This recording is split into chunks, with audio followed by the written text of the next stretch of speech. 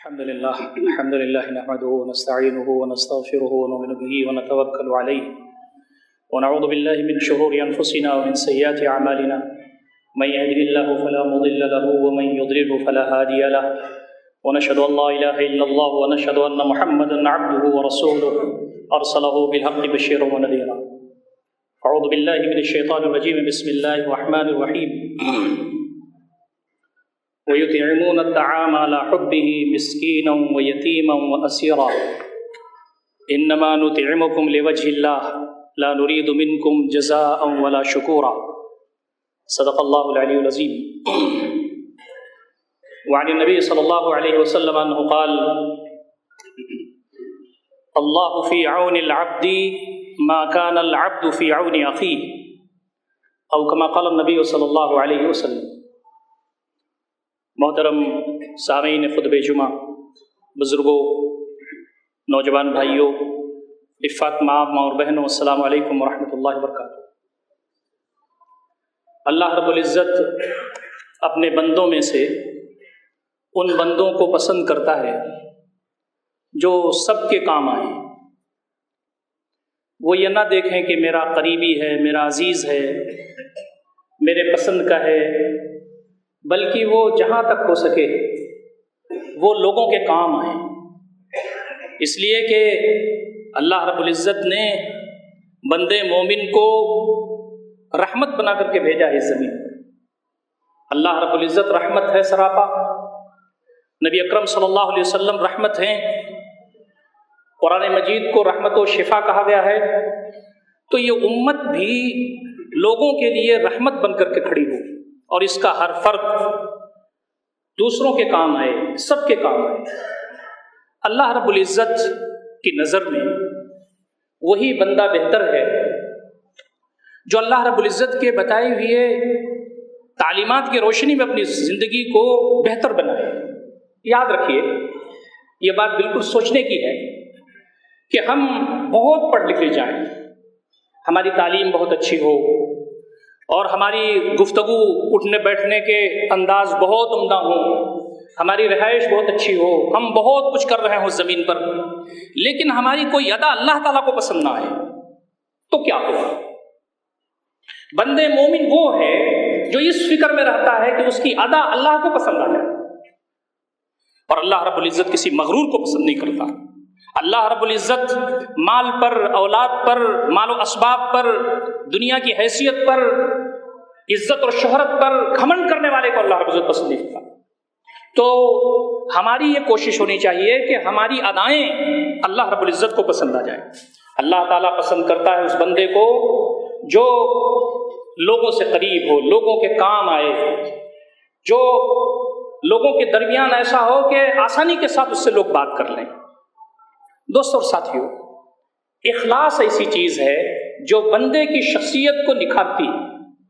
ہم میں سے بہت سارے لوگ ہیں جو لوگوں کے کام آتے ہیں، غربا، مساکین، یتیم، لاچار، مجبور، مستحقین کے کام آتے ہیں، ہر شخص کے ہر خوشی اور غم پر کھڑے رہتے ہیں. لیکن پتہ چلا کہ ان کے اندر اخلاص نہیں ہے، وہ شہرت کے لیے کرتے ہیں یا دنیا کے اور بہت سارے جو مقاصد ہیں اس کے لیے یہ کام کرتے ہیں. تو کہا کہ میرے لیے جو کام نہیں کیا جاتا میں اسے نہیں قبول کرتا. نمازیں آدمی پڑھتا ہے، تہجد پڑھتا ہے، آدمی نماز بھی پڑھتا ہے، ادھر صدقہ و خیرات بھی کرتا ہے، اپنے سماج اور محلے میں بہت اچھا بھی رہتا ہے. تو کہا کہ یہ ساری چیزیں تو بہت کم درجے کی ہیں. وہ شخص جو دن رات اللہ رب العزت کے دین کے غلبے کے لیے اسٹرگل کرتا رہتا ہے، پوری زندگی اس کی اللہ رب العزت کے راستے میں مجاہد فی سبیل اللہ کی ہوتی ہے، اللہ رب العزت کو بھی اگر اس کی ادا پسند نہ آئے تو وہ بھی جہنم میں چلا جائے. آدمی نماز پڑھتے ہوئے، روزہ رکھتے ہوئے، قربانیاں دیتے ہوئے، لوگوں کے ساتھ اچھا تعلق قائم کرتے ہوئے، مال و اسباب خرچ کرتے ہوئے، جان عزیز اللہ تعالیٰ کے راستے میں دیتے ہوئے جہنم میں جا سکتا ہے، العیاذ باللہ. پہلا آدمی جس کو قیامت دن لایا جائے گا، یا 3 آدمی جو لائے جائیں گے، وہ اصلاً اللہ رب العزت کے دین کے غلبے کے علم بردار ہوں گے. ایک شخص آئے گا، اللہ تعالیٰ پوچھے گا تو نے کیا کیا؟ تو وہ شخص کہے گا میرے مالک دن رات تیرے دین کو پھیلایا تاکہ تیرا دین غالب ہو جائے. اللہ تعالیٰ فرمائے گا اس جھوٹے کو پکڑو، منہ کے بل گھسیٹتے ہوئے ذلت کے ساتھ جہنم میں ڈالو. نمازیں پڑھی اس نے، روزے رکھے اس نے اللہ تعالیٰ کے راستے میں دن رات اسٹرگل کیا کہ اللہ تعالیٰ کا دین غالب ہو جائے، لیکن ادا اللہ کو پسند نہیں آئی. یہ کون سا؟ یہ وہ ہیں جن کو مال دیا گیا تھا اور اتنا مال ان کے پاس تھا کہ دن رات اللہ تعالیٰ کے راستے میں خرچ کر دیا۔ کیا کیا تو نے مال؟ اللہ رب العزت تیرے بتائے ہوئے راستے پہ خرچ کیا، یتیم، غربا، مساکین، اس پروجیکٹ میں اس پروجیکٹ میں، تاکہ تیرا دین غالب ہو جائے۔ اللہ تعالیٰ اس کے ساتھ بھی فرمائیں گے، منہ کے بل گھسیٹتے ہوئے جہنم میں ڈال دیا جائے گا۔ اور تیسرا شخص تو وہ ہوگا جس نے غلبہ اسلام کے راستے میں اپنی گردن کٹا دی ہوگی، شہید۔ چیونٹی، معمولی کیڑا بھی اپنی جان بچاتا ہے، لیکن آدمی اللہ کے راستے میں اپنی گردن کٹا دے، اور اللہ کی بارگاہ میں جو آدمی پہنچے گا تو اللہ تعالیٰ فرمائے گا کیا کیا؟ کہا بار الہ میں نے تیرے راستے میں گردن اس لیے کٹا دی لتکون کلمۃ اللہ العلیٰ، تاکہ اللہ کا کلمہ بلند ہو جائے۔ اللہ تعالیٰ فرمائیں گے اس جھوٹے کو بھی، اس مکار کو بھی منہ کے بل گھسیٹتے ہوئے جہنم میں ڈالو۔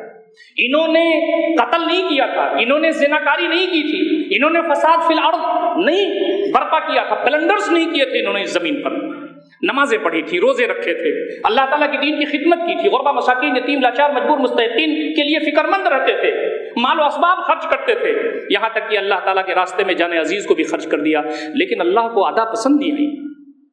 بندے مومن وہ ہے، اس کی شخصیت یہ ہے کہ ہم اللہ رب العزت کی نظر میں پسند آ جائیں۔ فرمایا تم میرے لیے جب کوئی کام کرتے ہو تو یاد رکھو رائی کے دانے کے برابر کوئی چیز ہوتی ہے، میں اس کو پہاڑ بناتا ہوں اپنے یہاں اجر و ثواب کے لحاظ سے، جب میرے لیے تم کرتے ہو۔ لیکن اگر تم کوئی کام پہاڑ کے برابر کرتے ہو اور اس کے پیچھے دکھاوا ہوتا ہے، خود پسندی ہوتی ہے، واہ واہی ہوتی ہے، فجعلناہ ھباء منثورا، ہم ایسی چیزوں کو گرد کی طرح اڑا دیں گے۔ اسی لیے یہ بات کہی جاتی ہے اور ہم تمام کو ہمیشہ اپنے سامنے ہم کو رکھنا چاہیے کہ فرمایا کہ بے لوث خدمت، بے لوث خدمت کا مطلب یہ ہم کسی سے کچھ نہیں چاہتے، اجر چاہتے ہیں تو اللہ رب العزت سے چاہتے ہیں۔ ایک صحابی نبی اکرم صلی اللہ علیہ وسلم کی خدمت میں حاضر ہوئی اور کہا اللہ کے نبی صلی اللہ علیہ وسلم آپ مجھے کوئی ایسا عمل بتا دیجئے کہ جب میں اس کو کرنے لگوں تو اللہ تعالیٰ مجھے محبوب بنا لے، اور جب میں وہ کام کرنے لگوں تو لوگ بھی مجھے محبوب بنا لیں۔ نبی اکرم صلی اللہ علیہ وسلم نے فرمایا ازہد فی الدنیا یحبک اللہ، دنیا میں تم بے رغبت ہو جاؤ، اللہ تعالیٰ تمہیں محبوب بنا لیں گے۔ مطلب بے رغبت ہونے کا مطلب یہ کھانا چھوڑ دے، پانی چھوڑ دے، بیوی بچوں کے لیے دوڑ دھوپ چھوڑ دے، نہیں۔ بے رغبتی کا مطلب یہ ہے کہ کھانا کھانا، پانی پینا، بیوی بچوں کی کفالت کرنا ضروری ہے، اور اس زمین پر اللہ کے بندوں کے لیے محنت اور مشقت کرنا ضروری ہے، لیکن طبیعت لگی رہے اللہ تعالیٰ کی طرف، طبیعت لگی رہے آخرت کی طرف، طبیعت لگی رہے جنت کی طرف۔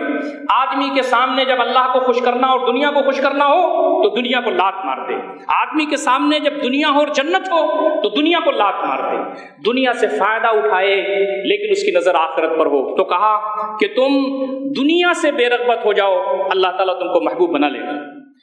دنیا، پوری دنیا پر اللہ رب العزت کو ترجیح دو اور جنت کو ترجیح دو۔ اور دوسری بات فرمائی کہ وَازْهَدْ فِي مَا عِندَ النَّاسِ يُحِبُّكَ النَّاسِ، لوگوں کے پاس جو کچھ ہے اس سے بے نیاز ہو جاؤ، لوگ تم سے محبت کرنے لگیں گے۔ جب آدمی کسی سے ذرا زیادہ سلام دعا کرنے لگتا ہے تو آدمی سمجھتا ہے ایسا نہ ہو کہ اس کے بعد کوئی مفاد آؤ سامنے، آدمی کے کان کھڑے ہو جاتے ہیں۔ کسی کو کوئی آج کے دور میں مدد کرتا ہے تو کہتا ہے کسی مفاد، کسی فائدے کے لیے کر رہا ہو۔ بے لوث خدمت اگر کوئی کر رہا ہے اور لوگوں کے پاس کوئی چیز موجود ہے، کسی کے پاس مال موجود ہے، اسباب موجود ہے، طاقت و قوت ہے، اس کے ذریعے کوئی فائدہ پہنچا سکتا ہے، آدمی ان سب سے بے نیاز ہو کر کے لوگوں کے کام آئے تو لوگ اس کو محبوب بنا دیں گے۔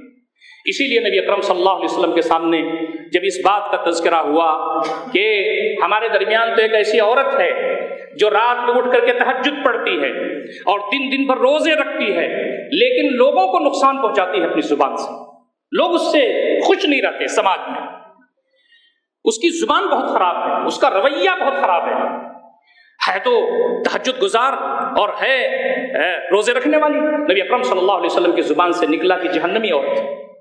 دوسری عورت کا تذکرہ ہوا کہ اللہ کے نبی صلی اللہ علیہ وسلم وہ تہجد تو بہت نہیں پڑھتی اور نفلی روزے بھی بہت نہیں رکھتی، لیکن اس کے محلے کے لوگ بہت خوش رہتے ہیں اس سے۔ جب وہ گوشت بناتی ہے تو سالن بڑھا دیتی ہے، پانی بڑھا دیتی ہے، لوگوں کو ہدیے دیتی ہے، کسی کے گھر کوئی پریشانی آ جائے پہنچ جاتی ہے، زبان اس کی بہت اچھی ہے، لوگ بہت اس سے خوش رہتے ہیں۔ نبی رحمت صلی اللہ علیہ وسلم کی زبان سے نکلا کہ وہ جنتی عورت ہے۔ تو لوگوں کے کام آنے کا جو کانسیپٹ ہے غیر معمولی اہمیت کا حامل ہے۔ ہم اپنے بھائی کی اگر فکر کرتے ہیں تو بہت عظیم بات ہے۔ ہمارے محلے اور سماج میں کبھی کبھی یہ پتہ نہیں چلتا کہ کس کے گھر میں کیا صورتحال ہے۔ یہ ہماری ذمہ داری بنتی ہے کہ ہم اپنے دائیں بائیں کے لوگوں کی خیریت معلوم کریں. کسی کی بیوی بیمار ہے, کسی کا بچہ بیمار ہے, کسی کے گھر میں کوئی پریشانی ہے, کوئی مغموم ہے, کہا کہ خوشی ڈال دینا کسی شخص کے دل میں یہ بھی کار ثواب ہے. اپنے بھائی کی فکر کرو. واللہ فی عون العبد ما کان العبد فی عون اخیہ. اللہ رب العزت اس بندے کے مدد میں ہوتا ہے جو بندہ اپنے بھائی کی مدد میں ہوتا ہے. مدد کی بہت ساری شکلیں ہیں, پچھلے خطبے میں اس پر تذکرہ تفصیل سے ہو چکا ہے. ہماری کوشش یہ ہونی چاہیے کہ ہم کوشش کریں کہ اپنے بھائی کی مدد میں آ جائیں. صحابہ کرام کے زمانے کا واقعہ ہے. راوی بیان کرتے ہیں کہ ایک صاحب کے گھر بکری کا سر ہدیے میں آیا. وہ لوگ تو وہ تھے جو دن رات اللہ کے راستے میں انفاق کرنے والے تھے, جو کچھ بھی تھا وہ اللہ کے راستے میں خرچ کرنے والے تھے. اسی لیے ان پر نرم گرم بھی زمانہ آیا تو انہوں نے برداشت کیا, جب خوشحالی بھی آئی تو انہوں نے اس وقت بھی اللہ کو یاد رکھا. بکری کا سر جب ہدیے میں آیا تو انہوں نے کہا کہ لگتا ہے کہ مہینہ 2 مہینے سے ہم نے گوشت نہیں کھایا ہے, اللہ کا کرم ہے کہ بکرے کا سر ہدیے میں آ گیا ہے. پھر انہیں خیال آیا کہ میرا فلاں ساتھی, میرا فلاں پڑوسی, میرا فلاں بھائی جو مجھ سے زیادہ دیر ہو گئی اس کو گوشت کھائے ہوئے, انہوں نے اس بکری کا سر ان کو ہدیے میں دیا. اور راوی بیان کرتے ہیں انہوں نے بھی یہی سوچا کہ مجھ سے زیادہ دیر سے شاید میرا فلاں بھائی ہے جس نے گوشت نہ کھایا ہو. راوی بیان کرتے ہیں بکری کا سر گھومتے ہوئے پہلے کے پاس آ گیا, بیچ میں 7 طرح کے لوگ, 7 لوگ گزرے. جب ایسا معاشرہ وجود میں آتا ہے تو اس معاشرے کے بارے میں کہا جاتا ہے کہ جنت نشانما. کھانے کی فکر, دنیا میں اس گہما گہمی میں پریشانی میں آدمی ہے تو اس کا سہارا بننے کی فکر, اور اس زمین پر ہم آخرت کے لیے کام کرنے والے لوگ ہیں تو ایک دوسرے کے لیے کار خیر میں تعاون کی فکر. کہا یہ تمہارے بھائی کا حق ہے. پڑوسی کے ساتھ ہمارا جو رویہ ہے وہ غیر معمولی اہمیت کا حامل ہے.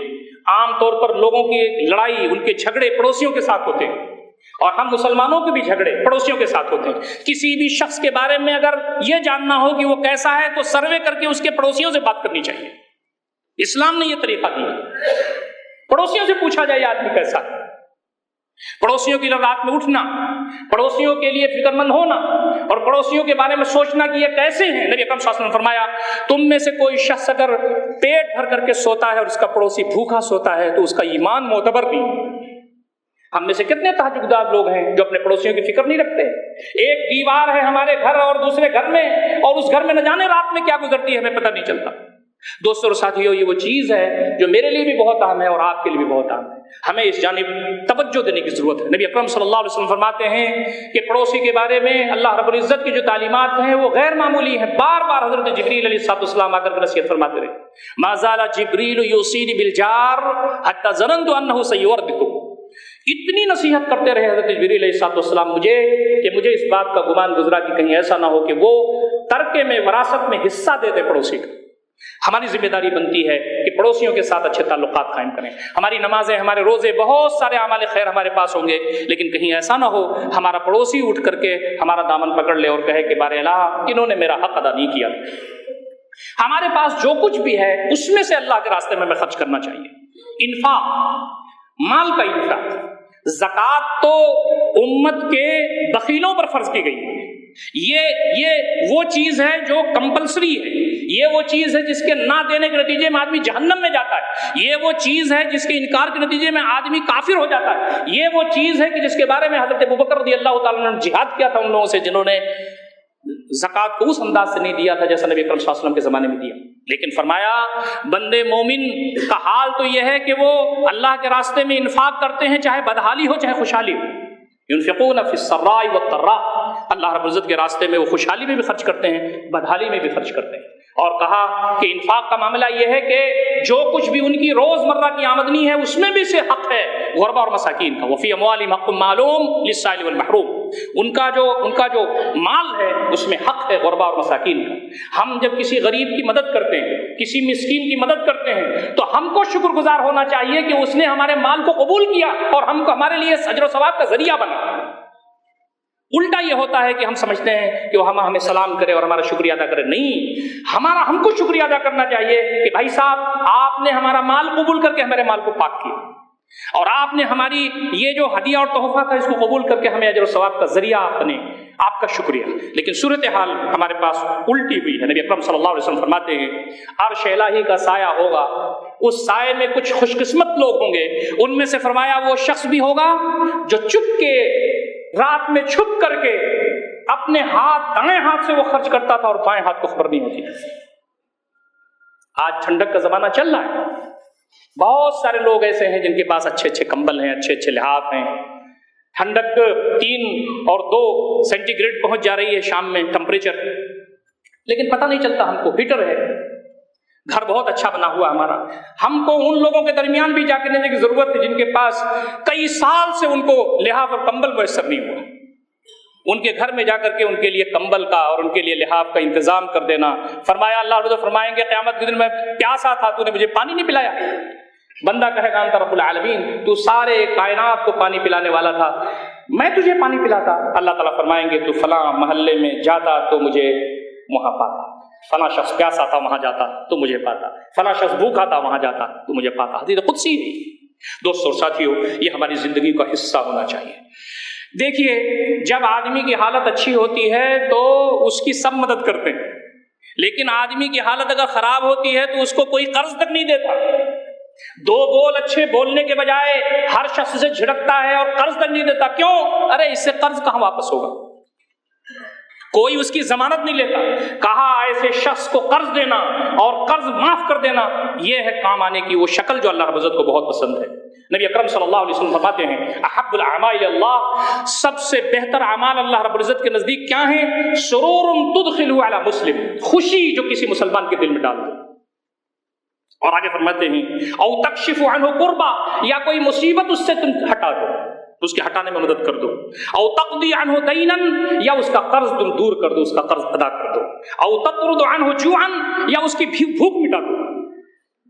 یہ بھوک جو ہے نا, یہ جو فقر و فاقہ ہے اور اس کے نتیجے میں جو بھوک ہے, یہ کفر تک لے جاتی ہے.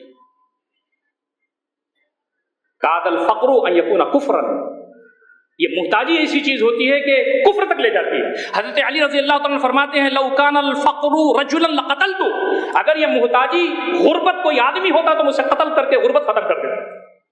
یہ اللہ رب العزت کی طرف آزمائش ہے کہ اس بندہ آزمائش میں ہے, ہمارے لیے آزمائش ہے کہ ہم اس کے لیے کیا کر رہے ہیں. نبی اکرم صلی اللہ علیہ وسلم آخر میں فرماتے ہیں اس حدیث میں وَلِأَنْ أَمْشِي مَا أَخٍ لِي فِي حَاجَةٍ, کسی بھائی کی ضرورت میں میں چل کر کے جاؤں, أَحَبُّ إِلَيَّ مِنْ أَنْ أَعْتَكِفَ فِي هَذَا الْمَسْجِدِ شَهْرًا, میرے لیے زیادہ بہتر ہے میں کسی بھائی کی مدد میں اس کے ساتھ چل کر کے جاؤں, یہ زیادہ بہتر ہے میرے لیے اس بات سے کہ مسجد نبوی جو میری مسجد ہے اس میں 1 مہینے تک اعتکاف کروں.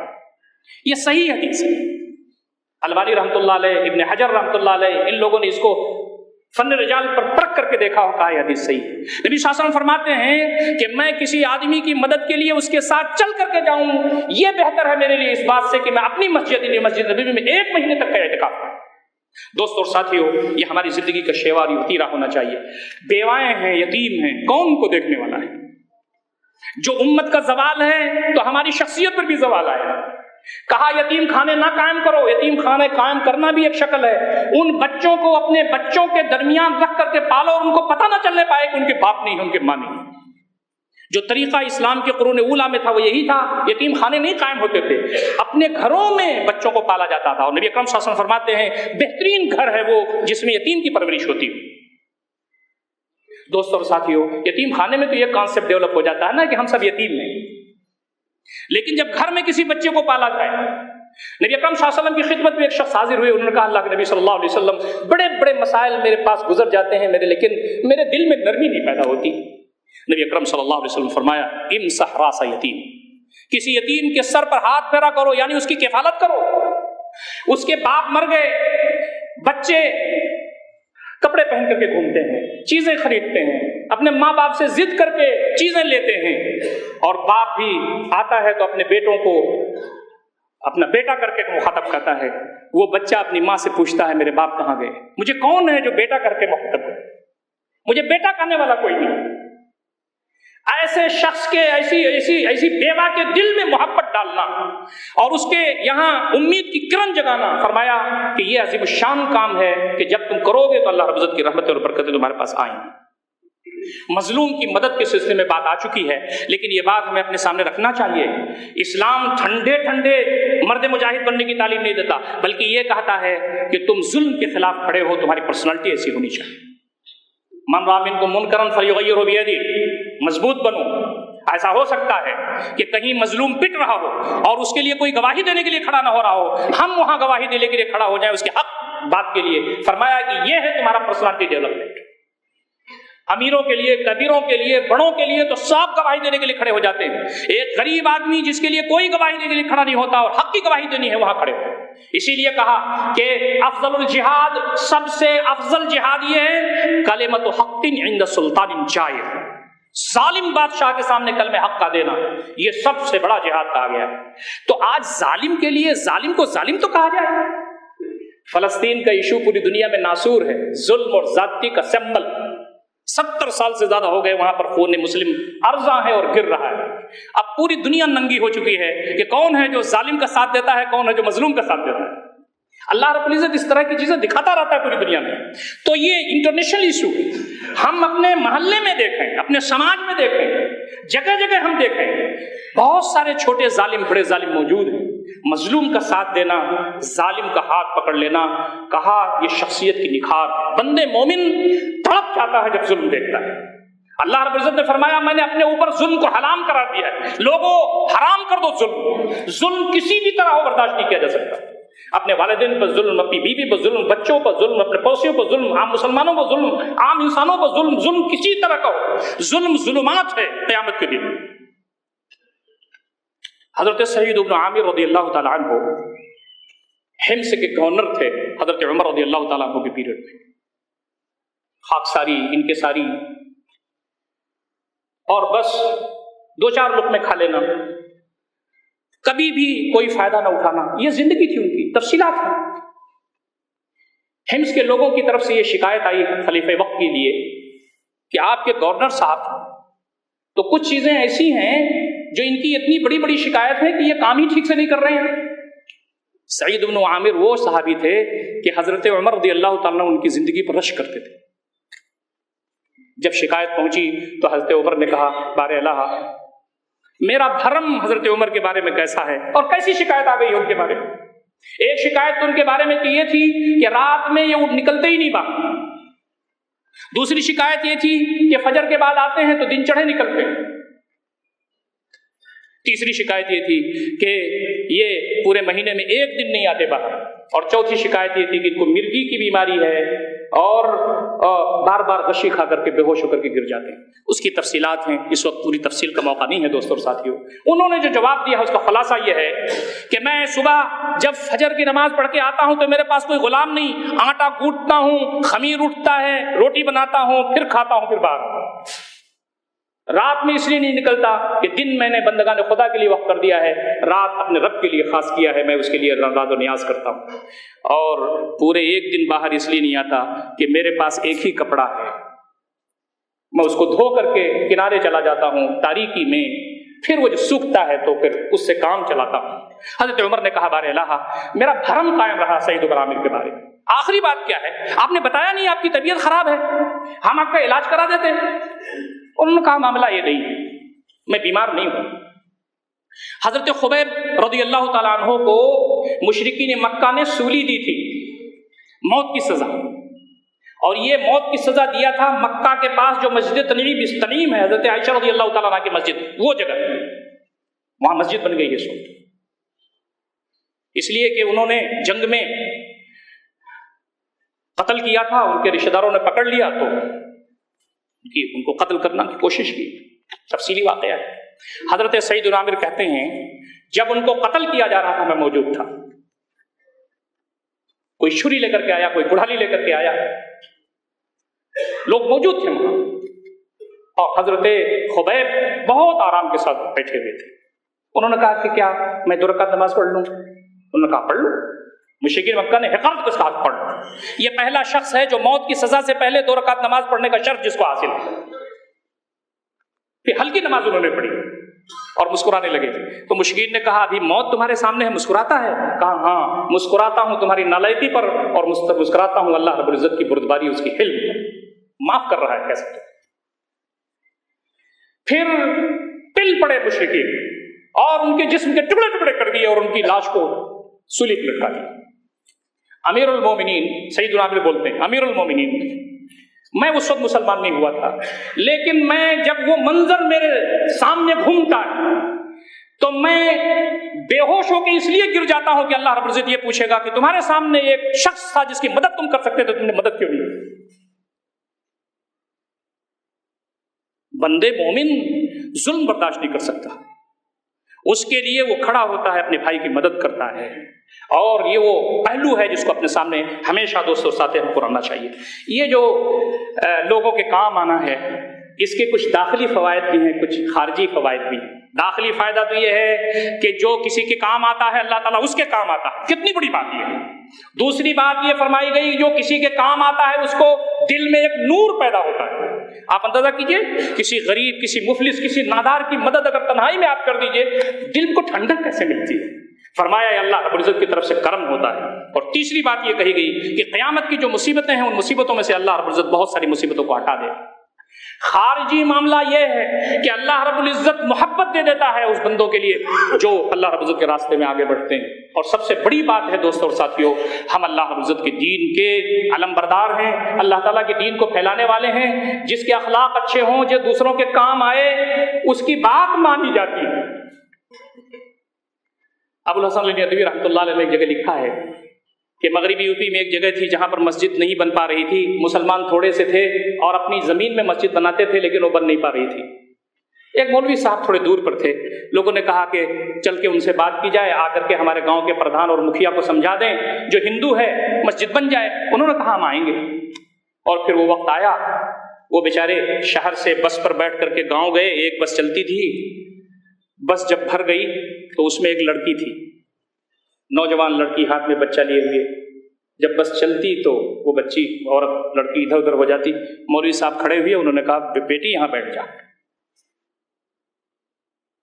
جب گاؤں میں وہ گاڑی پہنچی تو وہ لڑکی مصر ہو گئی کہ چچا جان پہلے چلیے ہمارے گھر چائے پیجیے۔ کہا نہیں بیٹی کوئی مسئلہ نہیں ہے، نہیں۔ اس نے جا کے اپنے گھر میں بتایا کہ پورے گاؤں میں اس گاؤں کے سارے لوگ موجود تھے لیکن کسی نے مجھے سیٹ نہیں دیا، ایک مولانا صاحب نے مجھے سیٹ دی۔ اتفاق سے وہ مکھیا کا گھر تھا، وہ مکھیا کی بیٹی تھی۔ وہ باپ بہت متاثر ہوا، کہا وہ لوگ جو چائے پیتے ہیں آپ کے پاس وہ بھی تھے، جو آپ کے پاس گپ کرتے ہیں وہ بھی تھے، جو آپ کے چچا اور فلاں ہیں سب تھے، کسی نے سیٹ نہیں دی، مولانا صاحب نے سیٹ دی۔ وہ باہر آیا اور اس نے کہا مولانا صاحب کیا معاملہ ہے؟ کہا سنا ہے یہاں کا مکھیا بہت تیز آدمی ہے، مسلمانوں کو ان کی زمین پر مسجد نہیں بنانے دیتے۔ اس شخص نے کہا مولانا صاحب جائیے، مسجد میں کھڑے ہو کر کے بنواؤں۔ زمانہ بڑے غور سے سن رہا تھا، ہم ہی سو گئے داستاں کہتے کہتے۔ ہماری جو شخصیت ہے وہ شخصیت سب کے لیے کارآمد اگر ہو جائے، اللہ کا دین تیزی کے ساتھ انشاءاللہ بڑھے گا۔ اقول قولی ھذا استغفر اللہ لی ولکم اجمعین واستغفروہ انہ الغفور الرحیم، وآخر دعوانا الحمد للہ رب العالمین۔